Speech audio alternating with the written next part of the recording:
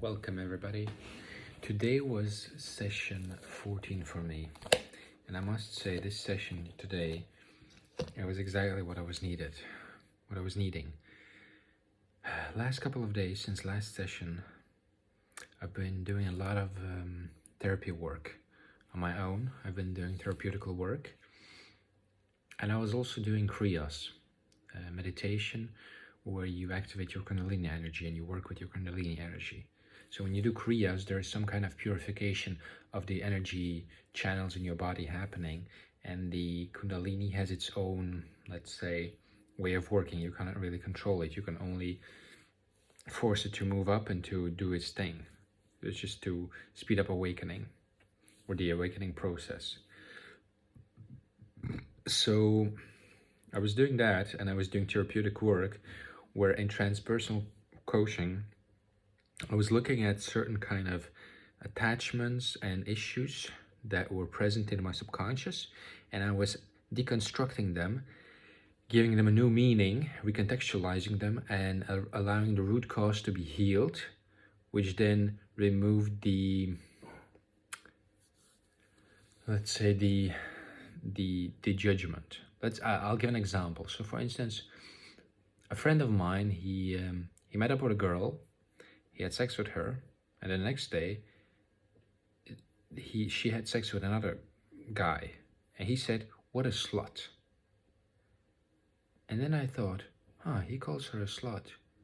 Would I also have that reaction? And when I thought about it, I would have the same reaction. And then I thought about it. I'm like, where does this come from? So I used the process to deconstruct it.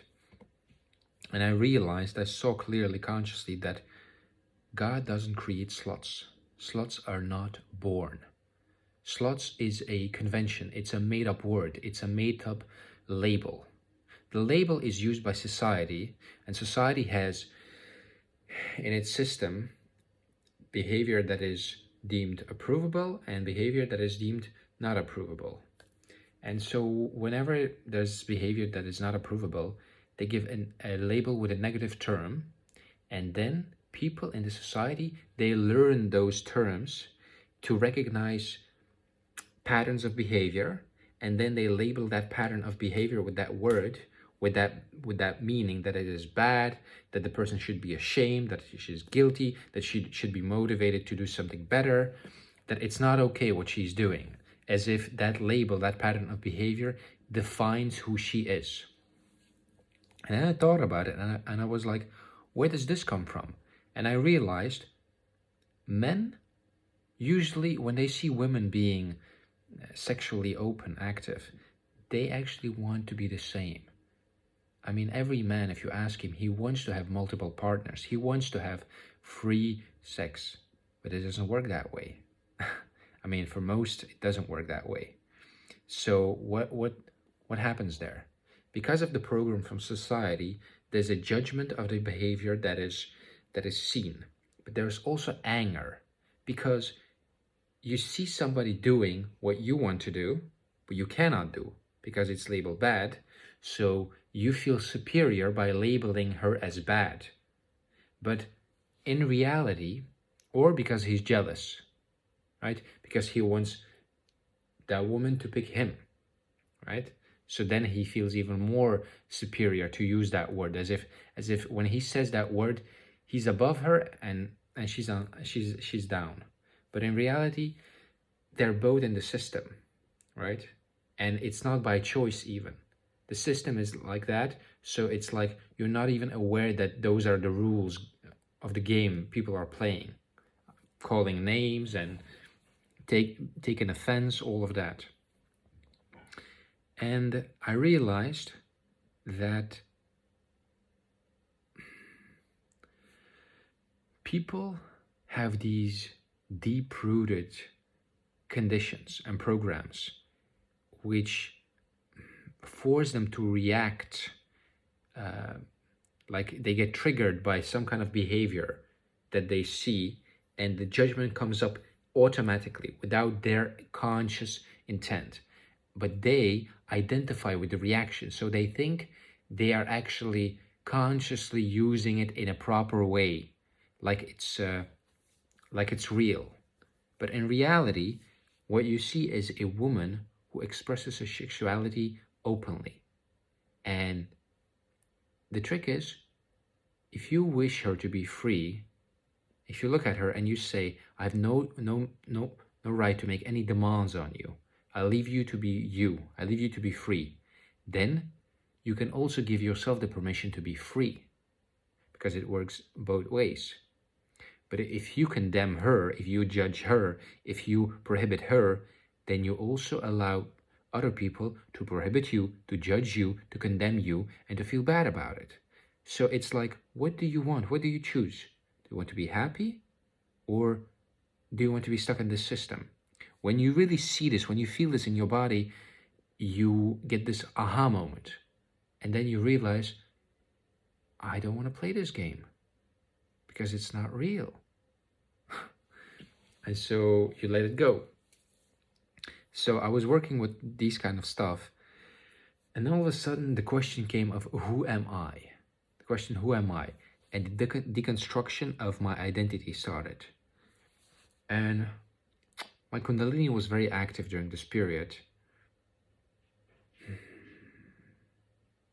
This was really bad because while in the process of doing the who am I questions, my kundalini energy started to rise up to my head, and it started to change neural pathways. Like I could feel the force literally like contracting and then changing something. And what I felt was, I felt disconnected from life. I felt disconnected from myself. I felt like something was wrong, like I'm not myself. And that really got scary, because all of a sudden I thought I had gone insane. I thought I had gone crazy, mental, that I would like, I cannot live like this, because it literally feels like you're not consciously aware of yourself. You feel like there's some kind of layer between your experience and your sight, and it feels like bland. It feels so what happened there was, my brain, the kundalini energy made in my brain a modification, and there was a new identification. There was a new concept of my identity. And the moment that crystallized, and my identity was now this. So all these things, but they were still a concept. That concept, it was like it was programmed, and all of a sudden my body and mind started to react to that program, and I could feel it was not in the flow. It was not spontaneous. It was not alive. It was a memory. And I really was hopeless. I thought, like, what the hell is gonna happen with this one? Like, did I just break my brain? Like, please, God, help me. So I went to the KAP session. I felt pretty disconnected. And then I went in, and it started. It started out with the stuckness in the head, the programming. Like, this is the first session of all 14 sessions that my KAP experience has been, physically it's been very strong, but like no visuals, no inspiration, no, I didn't fall through the veil. I was not consciously aware of myself. It was like, it was just like a roller coaster. And it was so sad, because when there's no consciousness, it's just like you're watching a movie, but there's no sound or emotion or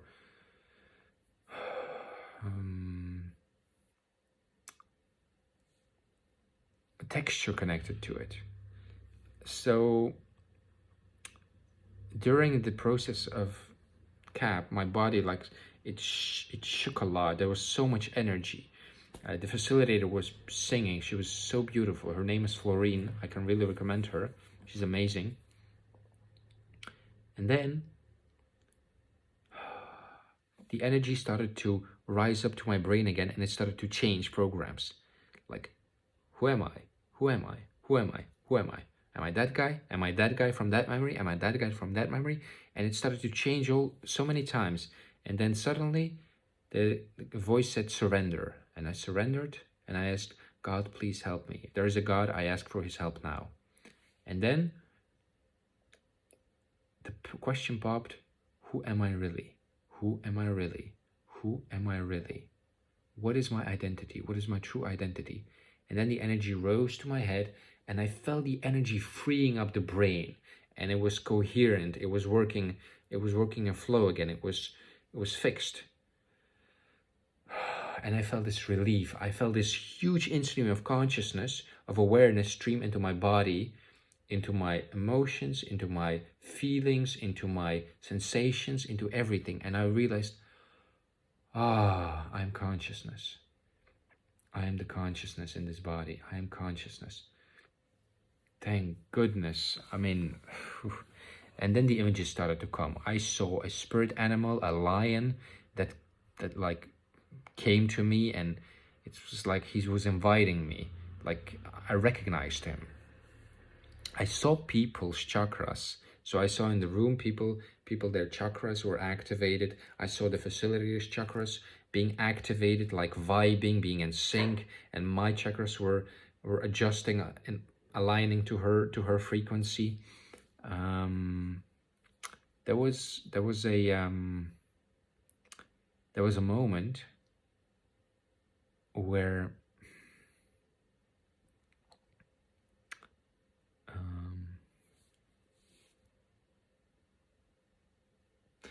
I saw angels come to my body, and they said, it's gonna be okay, dear, don't worry, it's gonna be okay, we're gonna take care of you.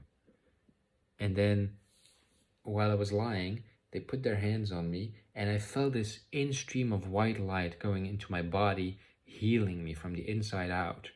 It was truly a beautiful experience.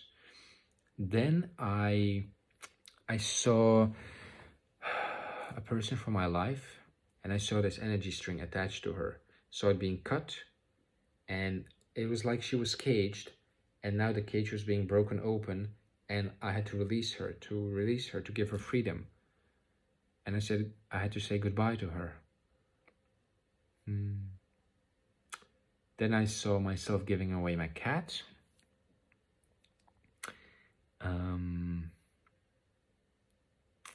Yeah, like honestly, most of the session it went by like that.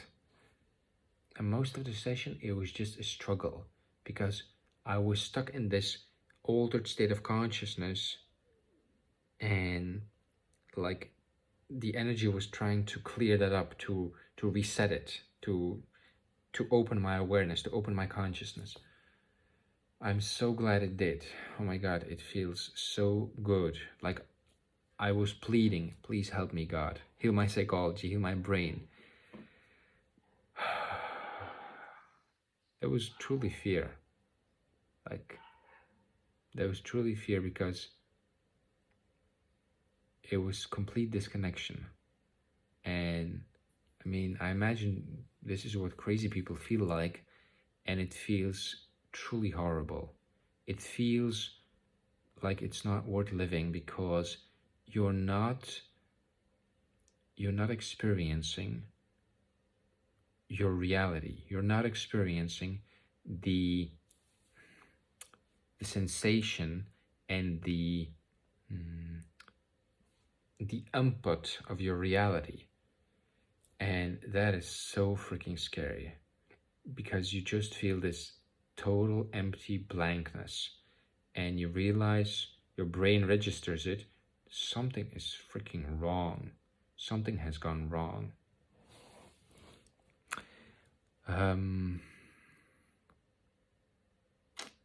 Yeah, that was most of the session. And I guess now, as for the integration, we talked about a lot about integration, actually, about walking on barefoot in the forest, about taking hot baths, about journaling, writing, about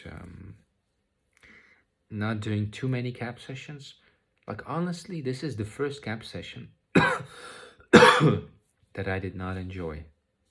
You know why? Because all the other KAP sessions, I had such a wonderful experience, such a ride, such a roller coaster of images and visuals and energetic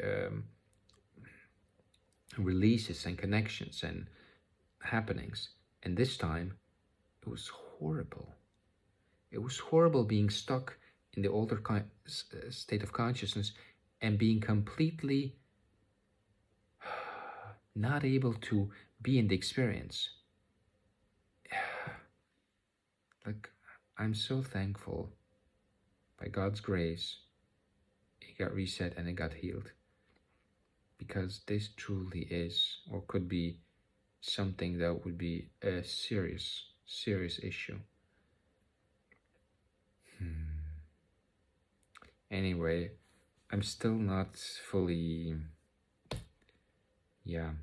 recovered, I guess. And I'm really tired. It's very late. So maybe I'll reshoot this video again another day, but thank you very much for watching. And if you have any questions, please reach out to me.